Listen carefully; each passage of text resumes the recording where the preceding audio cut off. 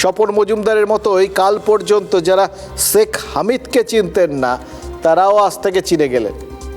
শেখ হামিদ ওই বাঁকুড়ার ইন্দাসের ব্লক সভাপতি।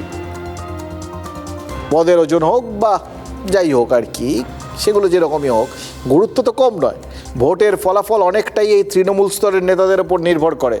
যতই 294 আসনে মমতা বন্দ্যোপাধ্যায়ের মুখ দেখে ভোট হোক, এই রকম ব্লক সভাপতি গোছের নেতারা যদি নিষ্ক্রিয় হয়ে পড়েন তাহলে তো মুশকিল।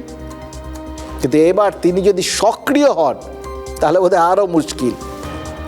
যতই শীত পড়ুক, তিনি যে শীত ঘুমে চলে যাননি সেটা বোঝাতেই শেখ হামিদও সম্ভবত ফোঁস করেছেন।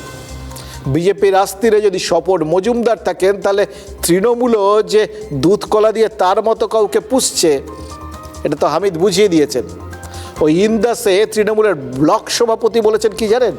বলেছেন চাইলে বিজেপির নেতা কর্মীদের তারা ছুটিয়ে ছুটিয়ে মারবেন। কেন? এটা ব্যাপারটা বিরাট কৃতিত্বের ব্যাপার আর কি। ফলে যারা এখনও সংশয় রয়েছেন, ভাবছেন ভোট আসতে দেরি আছে, তারা কিন্তু নেতাদের হাত পা ছোড়া দেখে বুঝে নিতে পারেন যে ভোট আসার আগেই ভোটের হাওয়া এসে গেছে। সে হাওয়াকে উত্তুরে বলবেন না কি বলবেন, নাকি বসন্তের হাওয়া, সেটা আপনারাই ভেবে দেখুন।